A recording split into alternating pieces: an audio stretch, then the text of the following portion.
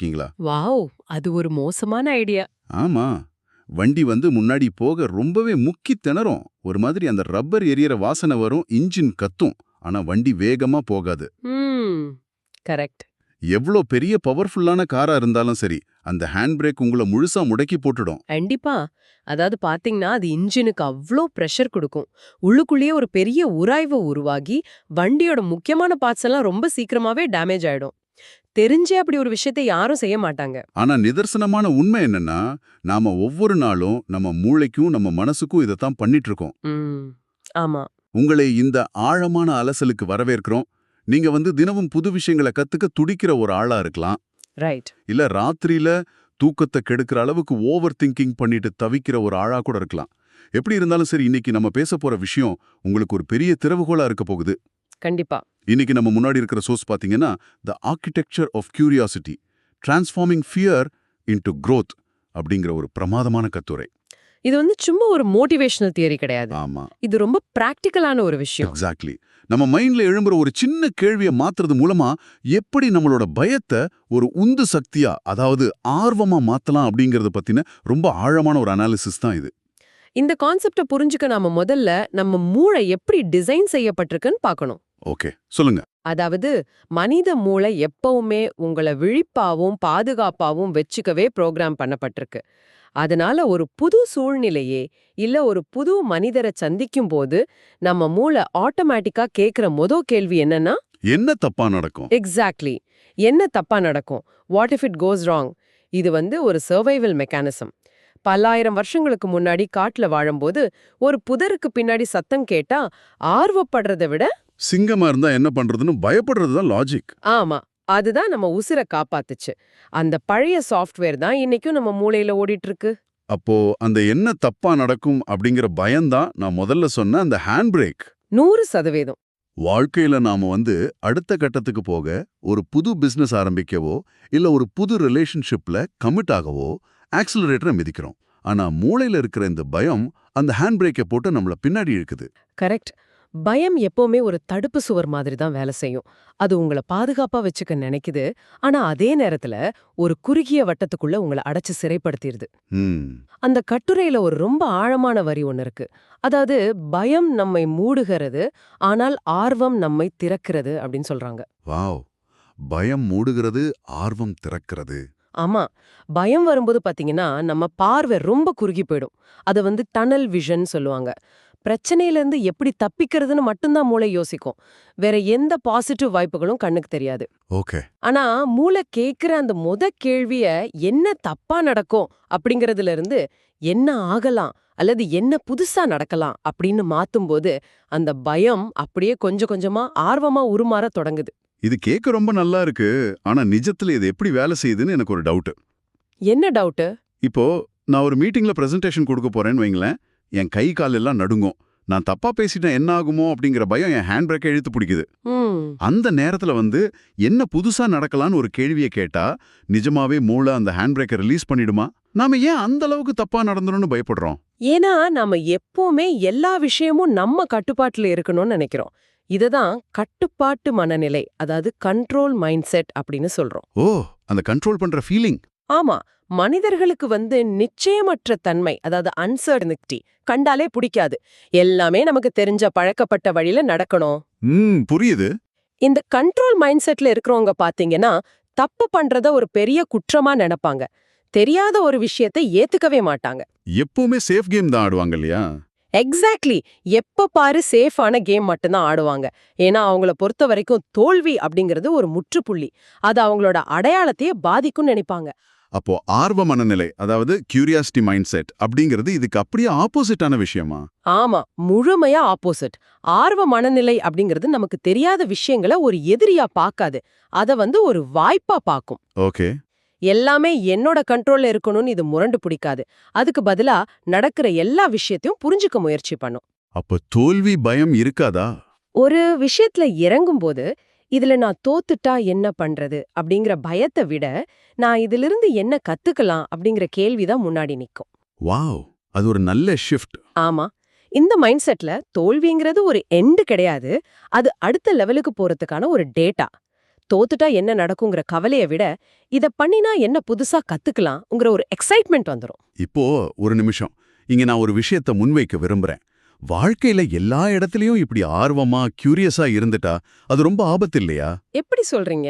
இப்போ நான் ஒரு ரொம்ப பிஸியான ரோட கிராஸ் பண்றேன்னு வச்சுப்போம். அங்க எனக்கு ஆர்வத்தை விட கட்டுப்பாட்டு மனநிலை தானே தேவை. வண்டி வந்து மோதினா என்ன ஆகுமோ அப்படிங்கிற அந்த பயம்தானே என்ன அலர்ட் ஆக்கி பாதுகாப்பா ரோட கடக்க வைக்குது. இங்க வந்து வண்டி மோதினா என்ன புதுசா கத்துக்கலாம்னு நான் கியூரியஸா இருக்க முடியாதே. ஆஹா, ஆமா. பாதுகாப்பா இருக்கிறதுக்கும் புதுசா கத்துக்கிறதுக்கும் நடுவுல இருக்கிற அந்த மெல்லிய கோட்டைய நாம எப்படி புரிஞ்சுக்கிறது? ரொம்ப முக்கியமான ஒரு ஆங்கிள் இது. நீங்க சொல்றது 100% லாஜிக்கான விஷயம். நம்மளோட பிசிக்கல் சர்வைவல்க்கு அந்த பாதுகாப்பு உணர்வும் அதை கொடுக்கிற கண்ட்ரோல் மைண்ட் செட்டும் ரொம்பவே அவசியமானது. கண்டிப்பா, நெருப்புல கை வச்சா சுடும் அப்படிங்கிற பயம் தேவைதான். ஆமா. ஆனா நிஜத்துல பிரச்சனை எங்க ஆரம்பிக்குதுன்னா, அந்த பிஸியான ரோட கடக்கும்போது தேவைப்படுற அதே லெவல் சர்வைவல் பயத்தை நம்ம வாழ்க்கையோட மத்த எல்லா சாதாரண விஷயங்களுக்கும் நம்ம அப்ளை பண்ண ஆரம்பிச்சுடுறோம். ஓ, அதுதான் பிரச்சனையா? ஆமா. ஒரு புது வேலைக்கு மாறுறது, இல்ல ஒரு புது மொழிய கத்துக்கிறது, இல்ல தெரியாத ஒருத்தர்கிட்ட போய் பேசுறது. இதெல்லாம் உயிருக்கு ஆபத்தான விஷயம் கிடையாது. எக்ஸாக்ட்லி. இப்படி எந்த பிசிக்கல் ஆபத்தும் இல்லாத இடங்கள்ல கூட நம்ம மூளை ரோட்ல வண்டி வந்து மோதுற அளவுக்கு இத ஒரு பெரிய ஆபத்தா நினைச்சு பயப்படுது. பாதுகாப்புக்காக ஒரு பவுண்டரி வச்சுக்கிறது ரொம்ப முக்கியம். ஆனா அந்த பவுண்டரிக்குள்ளேயே எப்போ அடைஞ்சு கிடக்கிறது நம்மளோட வளர்ச்சியை டோட்டலா பிளாக் பண்ணிடும். பாதுகாப்பு அப்படிங்கறது நம்ம வாழ்க்கைக்கு ஒரு ஸ்ட்ராங்கான அடித்தளமா இருக்கணும். ஆனா அதுவே நம்மளோட உச்ச வரம்பா, அதாவது சீலிங்கா மாறிடக்கூடாது. அதாவது ஹேண்ட் பிரேக் காரை நிறுத்துறதுக்கு தேவைதான். அதுக்காக ஹேண்ட் பிரேக்கை போட்டுக்கிட்டே காரை ஓட்டக்கூடாது. ரொம்ப கரெக்டா சொன்னீங்க. சரி, இப்போ இந்த ஆர்வ மனநிலையோட நன்மைகளை நாம தெளிவா புரிஞ்சுக்கிட்டோம். ஆனா இத கேக்குறப்ப பிராக்டிக்கலா எனக்கு ஒரு சந்தேகம் வருது. கேளுங்க. நான் ரொம்ப ஸ்ட்ரெஸ்ல இருக்கேன், எனக்கு ஒரு விஷயம் பத்தி பயமா இருக்கு அப்படின்னு வச்சுப்போம். அந்த நேரத்துல யாராவது வந்து ஜஸ்ட் கியூரியஸா இரு, ஆர்வம் காட்டு அப்படின்னு சொன்னா எனக்கு கோவம் தான் வரும். கண்டிப்பா வரும். ஏன்னா பயத்துல இருக்கும்போது திடீர்னு ஒரு பட்டனை அழுத்துற மாதிரி ஆர்வத்துக்கு மாறிட முடியாது இல்லையா? இதுக்கு ஏதாச்சும் சின்ன சின்ன ஸ்டெப்ஸ் இல்ல பிராக்டிக்கலான வழிகளை இந்த கட்டுரை சொல்லுதா? நிச்சயமா சொல்லுது. இது வந்து ஓவர் நைட்ல நடக்கிற ஒரு மேஜிக் கிடையாது. மூளையோட நரம்பியல் அமைப்பையே நம்ம கொஞ்சம் கொஞ்சமா மாத்தி அமைக்க போறோம். ஓகே. இதுக்காக 3 ரொம்ப சிம்பிளான ஆனா பவர்ஃபுல்லான அன்றாட பயிற்சிகளை அந்த கட்டுரை முன்வைக்குது. முதல் பயிற்சி என்னன்னா, சாதாரண விஷயங்களை புதுசா பார்க்க பழகுறது. சாதாரண விஷயங்களையா? அதாவது எப்படி? நம்ம தினமும் செய்யற விஷயங்களை ஆட்டோ பைலட் மோட்ல செய்யாம கொஞ்சம் விழிப்புணர்வோட செய்யணும். உதாரணமா, நீங்க தினமும் ஆபீஸ்க்கோ இல்ல காலேஜுக்கோ போற அந்த பாதையை எடுத்துக்கோங்க. ஆமா, தினமும் ஒரே வழியில தான் போவோம். பல வருஷமா ஒரே வழியில போறதால உங்க மூளை அந்த பாதையை சுத்தி நடக்கிற எதையுமே கவனிக்காது. ஆனா நாளைக்கு அதே வழியில போகும்போது கொஞ்சம் வேற ஆங்கிள்ல கவனிங்க. ஓகே. அந்த தெருவுல இருக்கிற மரங்களை, அங்க இருக்கிற பில்டிங்ஸோட டிசைனை, சுத்தி நடக்கிற சின்ன சின்ன விஷயங்களை ஒரு குழந்தை மாதிரி ரொம்ப கியூரியஸா பாருங்க.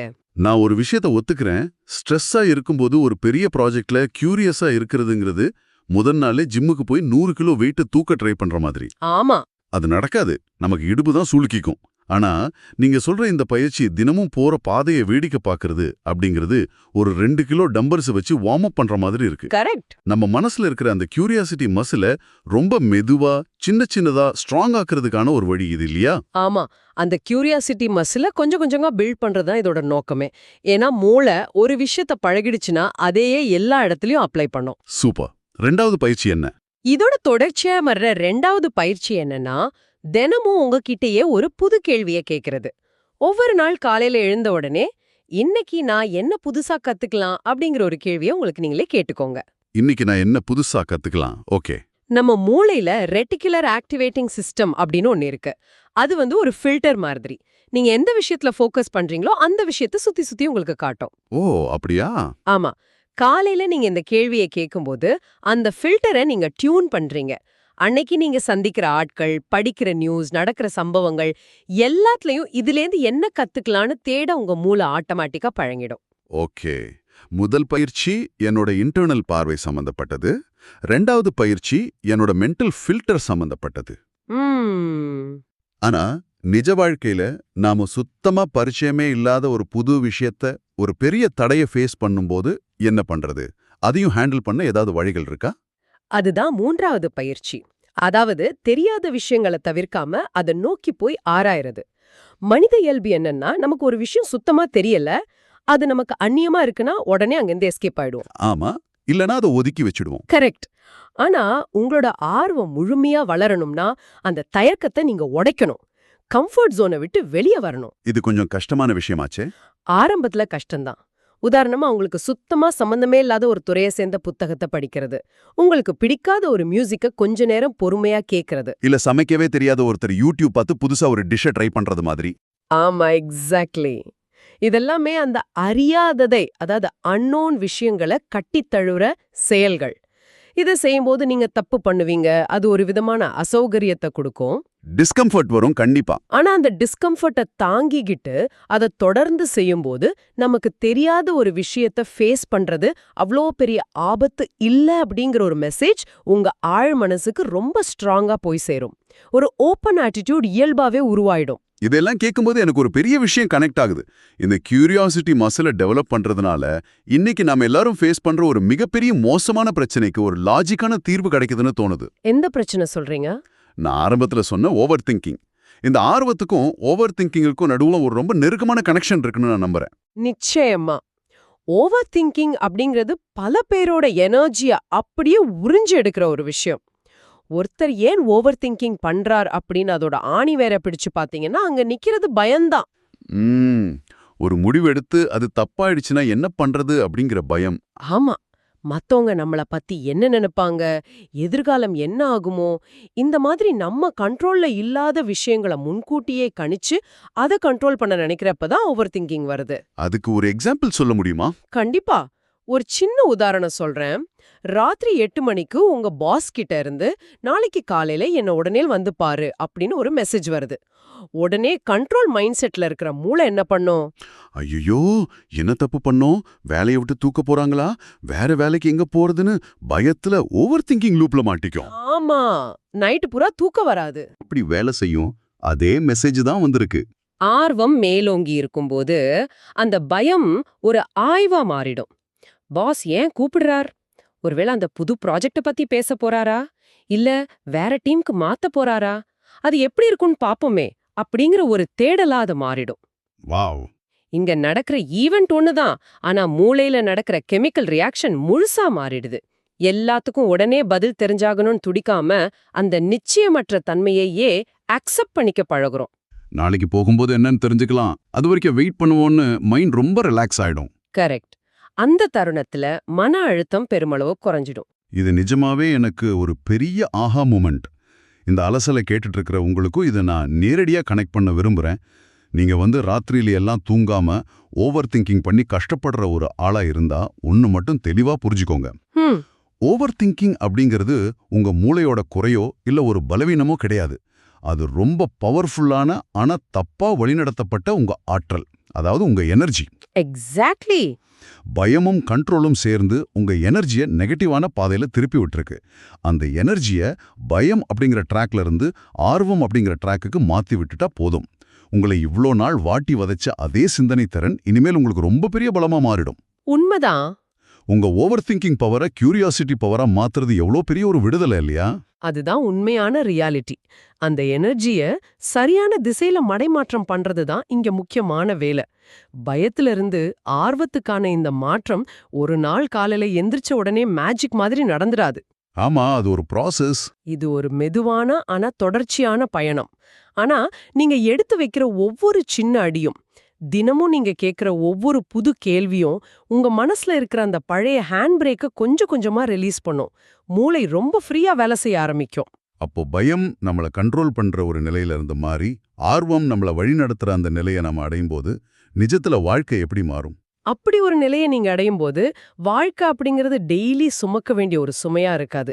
ஒவ்வொரு நாளும் சவால்களை சமாளிச்சு எப்படி தப்பிக்கலான்னு போராடுற ஒரு போர்க்களமா உங்களுக்கு தெரியாது. அதுக்கு பதிலா அதிலும் சுவாரஸ்யமான ஒரு ஆராய்ச்சியா மாறிடும். தோல்விகள் உங்களை முடக்கி போடாது, அது எல்லாமே உங்க வளர்ச்சிக்கான டேட்டாவை கலெக்ட் பண்ற சோதனைகளா மாறிடும். வாழ்க்கையில நடக்கிற எல்லாமே ஒரு பெரிய கத்துக்கிற அனுபவமா மாறிடும். ரொம்ப தெளிவான ஆழமான ஒரு பயணம் இது. நாம இந்த அலசலோட இறுதி பகுதிக்கு வந்துட்டோம். கண்ட்ரோல் பண்றது, பயப்படுறது, அப்படிங்கிற நிலையிலிருந்து ஒரு புது விஷயத்த எப்படி ஆர்வமா கத்துக்கிறது, அது நம்ம சிந்தனையை எப்படி மாத்தும்னு இவ்ளோ நேரம் விலாவரியா பார்த்தோம். ஆமா. ஆனா இத கேட்டுட்டு இருக்கிற உங்ககிட்ட இந்த கட்டுரையை தாண்டி ஒரு புது ஆங்கிள்ல ஒரு கேள்வியை நான் இப்ப வைக்க விரும்புறேன். நாம பயத்துல இருந்து ஆர்வத்துக்கு மாறுறது நம்மளோட பர்சனல் மைண்ட் செட்டை மட்டும் இல்ல, மத்தவங்க கூட நமக்கு இருக்கிற உறவுகளையும் எப்படி மாத்தும்னு கொஞ்சம் யோசிச்சு பாருங்க. ரொம்ப இன்ட்ரெஸ்டிங்கான கேள்வி இது. அடுத்த முறை உங்களுக்கு ரொம்ப நெருக்கமான ஒருத்தர் கூட, அது உங்க ஹஸ்பண்ட், ஒய்ஃப், உங்க பெஸ்ட் ஃப்ரெண்ட் இல்ல உங்க ஆபீஸ் கொலீக் யாரா வேணாலும் இருக்கலாம், அவங்க கிட்ட ஒரு கடுமையான வாக்குவாதம் வரும்போது உங்க மைண்ட் என்ன பண்ணும்? இந்த ஆர்குமெண்ட்ல நான் எங்க தோத்துருவனோ, இல்ல ஏன் பக்கம் இருக்கிற நியாயத்தை இவங்க புரிஞ்சுக்க மாட்டேங்கிறாங்களே அப்படிங்கிற அந்த பயம்தான் உங்களுக்கு கோபமா வெடிக்கும். அந்த கட்டுப்பாட்டு மனநிலை தான் உங்களை எதிர்த்து கத்தச் சொல்லும், டிஃபென்ஸ் பண்ண சொல்லும். கண்டிப்பா. ஆனா சரியா அந்த நொடியில அந்த பயத்துக்கு பதிலா இவங்க எந்த ஆங்கிள் இருந்து இந்த பிரச்சனையை பார்க்கறாங்க, இவங்களை இவ்வளவு கோபமா பேச தூண்டுற வழி என்ன, இவங்களுக்குள்ள என்ன தேவை இருக்கு அப்படிங்கிற ஒரு தூர்மையான ஆர்வத்தோட அந்த பிரச்சனையை நீங்க அப்ரோச் பண்ணா என்ன நடக்கும்? எல்லாமே மாறிடும். ஆமா, உங்க முகருக்கும் நடுவுல இருக்கிற அந்த ஈகோ சுவர் அப்படியே இடிஞ்சு விழுந்துடும். விவாத முடிவுக்கு வந்து ஒருத்தர் புரிஞ்சுக்கிற அந்த பயணம் தொடங்கும் இல்லையா? ஆர்வம் அப்படிங்கிறது உங்க தனிப்பட்ட வளர்ச்சிக்காக பயன்படுத்துற ஒரு டூல் மட்டும் கிடையாது. அது உங்களை சுத்தி இருக்கிற மனிதர்களையும் உங்க உலகத்தையே முழுசா மாத்தி அமைக்கிற ஒரு மேஜிக் சாவி. யோசிச்சு பாருங்க. ரொம்ப அருமையான சிந்தனை. அதனால அடுத்த முறை உங்க மூளை என்ன தப்பா நடக்கும்னு பயந்து பின்வாங்கும் போது ஞாபகத்துல வச்சுக்கோங்க, அந்த ஹேண்ட் பிரேக்கை கொஞ்சம் ரிலீஸ் பண்ணுங்க. என்ன புதுசா நடக்கும்னு ஒரு கேள்வியை கேட்டு ஆர்வத்தோட ஆக்சிலரேட்டரை அழுத்துங்க. வாழ்க்கை உங்களுக்காக என்னென்ன ஆச்சரியங்களை வச்சிருக்குன்னு தேடி போயிட்டே இருங்க. இந்த ஆழமான அலசல்ல எங்க கூட இணைந்திருந்ததற்கு நன்றி. தொடர்ந்து தேடுங்க, தொடர்ந்து கத்துக்கோங்க.